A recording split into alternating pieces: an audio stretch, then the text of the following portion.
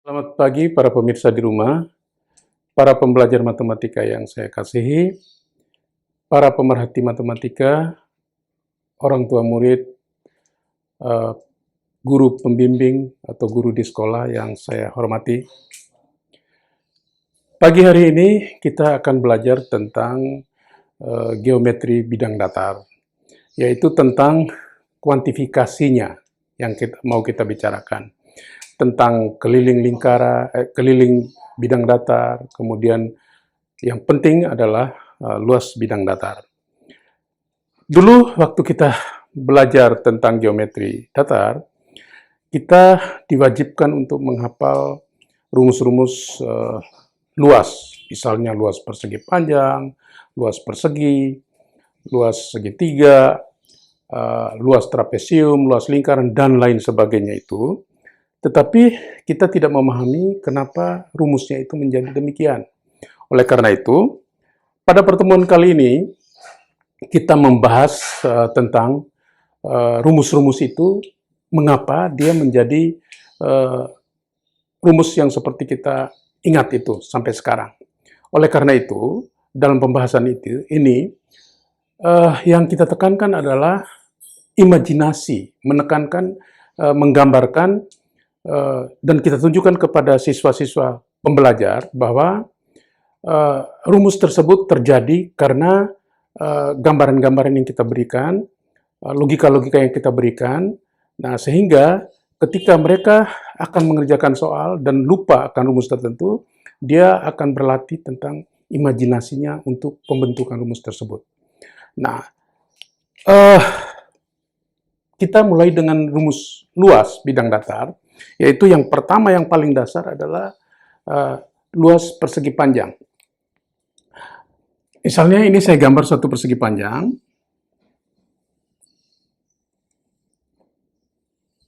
Ini. Persegi panjang itu syaratnya adalah sudut di pojoknya itu adalah 90 derajat atau sudut siku-siku. Itu wajib. Kemudian untuk menentukan bagaimana luasan itu persegi panjang ini dihitung, maka kita menggunakan pola pengubinan. Pola pengubinan itu adalah dasar pengertian luas yang paling sederhana. Misalnya ini suatu daerah, kemudian kita pasang ubin, katakanlah misalnya seperti ini.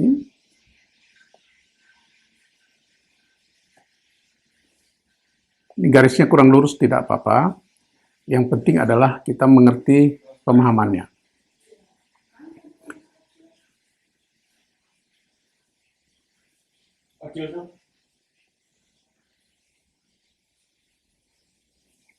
Misalnya seperti ini, garisnya kurang lurus, tapi yang penting kita mengerti. Kita hitung misalnya ubin dari sini ke kanan ini berapa? Ada 1, 2, 3, 4, 5, 6, 7. Kemudian untuk yang melebar itu ada berapa? 1, 2, 3, 4, 5. Nah, jadi panjangnya ke sana itu ada 7 ubin masing-masing.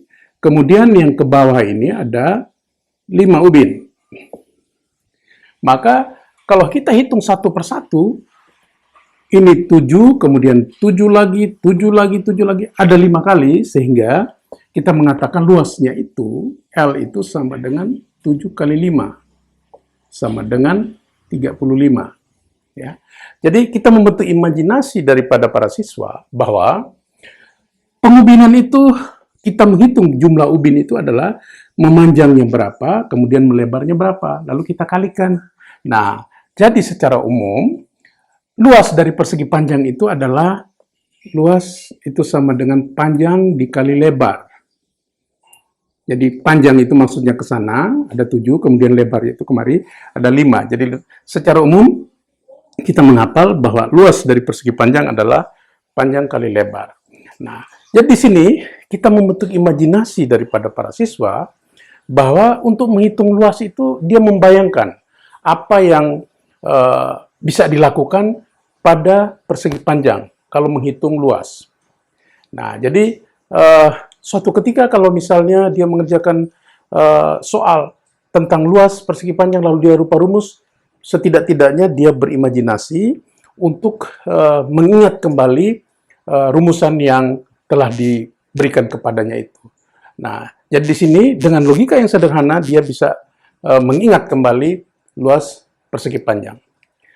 Lalu yang kedua, jadi ini adalah persegi panjang. Persegi panjang.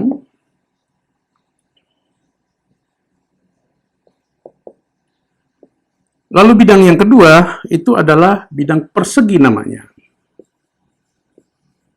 Persegi. Persegi itu panjang dan lebar itu sama. Jadi sebenarnya persegi panjang itu adalah bentuk khusus daripada persegi panjang. Jadi kalau misalnya persegi panjang itu umpamanya ini panjang 7, lebarnya 5, kalau persegi mungkin panjangnya 7, lebarnya 7, atau panjangnya 3, lebarnya 3, panjangnya 5, lebarnya 5. Jadi prinsipnya bahwa ke sana dan ke sini, jadi ke kanan dan ke bawah ini, sama persis. Jadi, misalnya ini, katakanlah 4, ini 4, atau 2, ini 2, dan seterusnya. Sehingga dari sini, ini luasnya juga kan tidak berbeda dengan luas persegi panjang, yaitu 4 kali 4 kalau contoh soal ini. Nah, tetapi karena panjang sisinya sama, maka dulu kita diberitahukan bahwa panjang atau lebarnya persegi itu kita sebut sebagai sisi.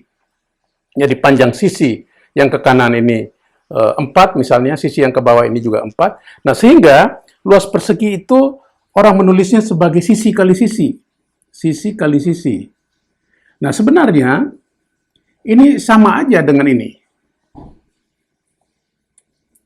Ya, jadi siswa diberikan imajinasi bahwa persegi itu tidak beda dengan persegi panjang. Hanya kalau persegi itu panjang dan lebarnya sama sehingga kita sebut sisi, nah setidak-tidaknya dia berimajinasi bahwa oh ya kalau begitu untuk mengingat luas persegi, saya ingat aja persegi panjang. Jadi masalahnya jadi lebih mudah. Lalu yang ketiga, ini adalah segitiga. Luas segitiga. Nah, ini masalah yang cukup berkesan karena kami pernah membuat pelatihan guru-guru SD sekecamatan dan banyak pertanyaan soal rumusan luas segitiga ini. Jadi kalau luas segitiga ini kan kalau kita mengingat kesederhanaannya dalam hal misalnya kita anggap segitiga itu kan ada segitiga siku-siku, ada segitiga sembarang namanya.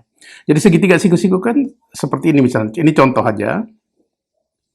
Contoh saja ini segitiga siku-siku. Jadi sudutnya di sini siku-siku. Nah, saya memandang bahwa segitiga ini merupakan separuh dari persegi panjang. Ini misalnya. Maka kalau dalam segitiga seperti ini, kalau ini tegak lurus dengan garis datar ini, maka ini biasanya disebut sebagai tinggi. Tinggi ini sebagai alas. Nah, kalau saya pandang ini sebagai suatu persegi panjang, yang ini saya tambahkan garis, maka luas persegi panjang itu kan berarti A dikali T. Nah, karena segitiga siku-siku ini adalah separuhnya atau setengahnya daripada persegi panjang, maka luas segitiga ini, misalnya saya tulis luas segitiga itu, ini segitiga ya, saya gambarkan segitiga kecil gitu, jadi luas segitiga itu adalah separuh dari persegi panjang yang itu. Sehingga ini saya tulis A dikali T dibagi 2. Ini adalah luas segitiga siku-siku. Ya, luas segitiga secara umum. Tetapi kalau saya turunkan rumus itu dari gambaran imajinasi siswa dengan segitiga siku-siku, maka seperti itu. Nah, permasalahan yang muncul adalah bagaimana kalau segitiga itu segitiga sembarang? Rumusnya itu, kenapa rumusnya itu bisa keluar seperti itu? Nah, tadi saya katakan bahwa dalam pelatihan guru-guru SD, pernah ada guru SD yang mengatakan bahwa pengalaman mengajarnya sudah sekitar 19 tahun, tetapi untuk menurunkan rumus segitiga itu belum bisa. Jadi hanya mengingat saja rumus yang dikatakan oleh gurunya ketika dulu beliau belajar. Oleh karena itu, bagaimana saya menjelaskan tentang rumus segitiga adalah sebagai berikut. Misalkan ini saya gambar sembarang segitiga, katakanlah begini, ini segitiga sembarang, jadi bukan segitiga sama kaki, sembarang aja pokoknya. Kemudian saya membuat garis tinggi. Ingat, garis tinggi itu adalah garis yang harus tegak lurus dengan bidang alas. Ya, jadi umpamanya saya tarik garis ini, garis tinggi ke bawah. Ini tegak lurus, ya. Nah, kemudian garis tinggi ini saya bagi dua. Jadi katakanlah saya ambil tengahnya itu di sini. Di sini. Kemudian saya bikin satu potongan. Saya bikin garis yang sejajar dengan garis alas, memotong, melewati garis tinggi itu pas di tengahnya itu, terus sampai ke kanan, ini ke sini. Lalu saya bikin persegi panjang, ini saya tarik ke bawah, ini seperti ini. Ini, ya, sorry.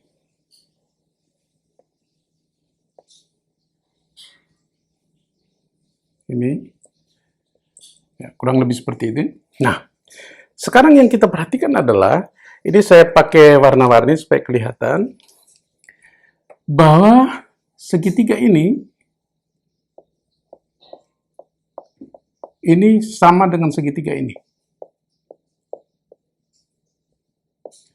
Kemudian, yang merah ini, segitiga yang merah ini sama dengan segitiga ini. Sehingga kalau diperhatikan, sebenarnya persegi panjang yang terjadi karena saya potong, kemudian segitiga ini saya tempel di bawah sini, segitiga ini saya tempel di sini, berarti bidang segitiga itu tidak ada yang hilang. Jadi menjadi begini.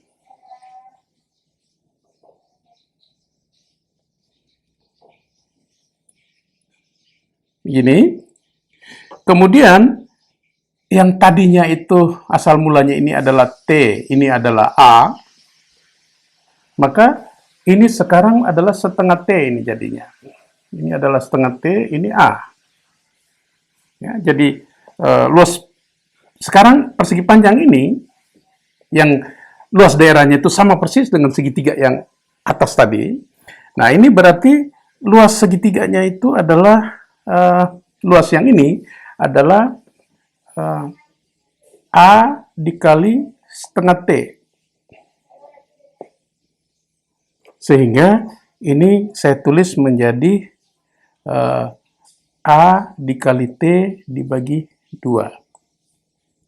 Lihat bahwa ini adalah luas segitiga secara umum.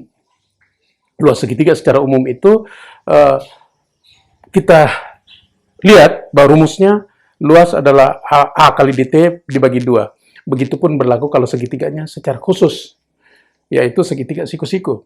Nah, jadi di sini Bapak Ibu perhatikan, guru-guru dan juga pembelajar matematika yang saya kasihi, perhatikan bahwa luas segitiga sama dengan alas kali tinggi dibagi 2, itu sebenarnya penurunannya itu adalah demikian.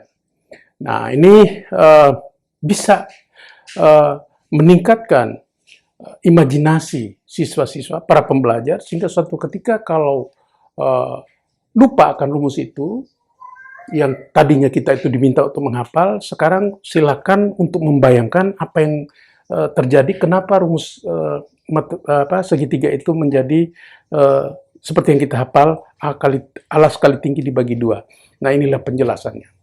Nah, ini untuk rumusan luas segitiga.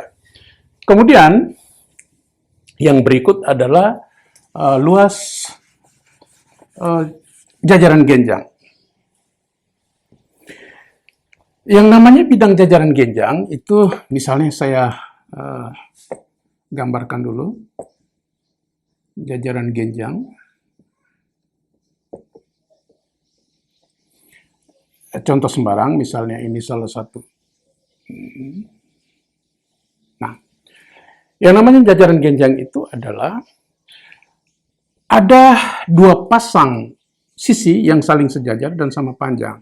Jadi sepasang-sepasang yang sama panjang maksudnya. Jadi kalau ini dengan ini sejajar dan sama panjang, kemudian katakanlah yang ke atas ini dengan ini juga harus sejajar dan sama panjang. Ya. Nah, ini namanya jajaran genjang. Jadi antara ini dan ini sejajar sama panjang, ini dan ini juga sejajar dan sama panjang. Kemudian bagaimana menentukan rumus jajaran genjang? Nah, itu juga jalan pemikirannya sederhana. Jadi kalau misalnya ini saya tarik garis tinggi ke bawah ini, berarti harus tegak lurus ini. Kemudian segitiga yang saya hasilkan ini yang saya arsir dengan tulisan biru ini, saya potong, ya, saya potong segitiga yang biru ini, kemudian saya tempel di kanan. Jadi ini nih.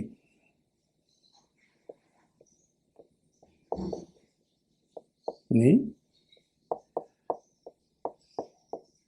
Maka segitiga biru yang saya potong kemudian saya tempel ke sana itu, jadi akhirnya menghasilkan suatu persegi panjang juga ini.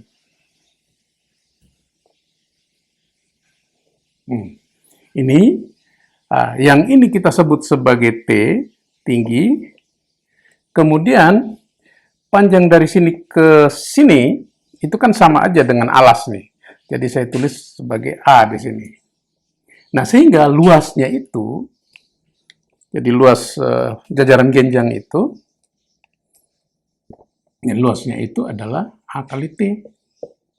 Nah, itu seperti yang para pembelajar matematika hafal. Jadi, guru mengatakan bahwa luas jajaran genjang itu adalah alas kali tinggi. Nah, itu ceritanya itu sebenarnya seperti ini. Nah, jadi jangan lupa untuk mengimajinasikan kenapa luas jajaran genjang itu seperti itu.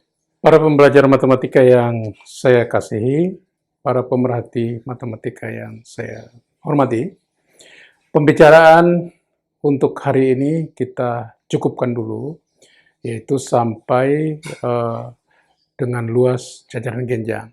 Untuk pertemuan yang berikut, itu kami rencanakan mulai dengan luas belah ketupat sampai luas lingkaran. Untuk itu, para pembelajar dan para pemerhati matematika, di dalam video ini, nanti kami harapkan supaya Bapak Ibu bisa memberikan like, komen, subscribe, dan share, supaya bisa menyebar kemana-mana. Jadi para pendengar yang lain juga bisa merasakan manfaat daripada penjelasan ini. Kira-kira demikian, sampai ketemu lagi di momen yang berikut. Terima kasih.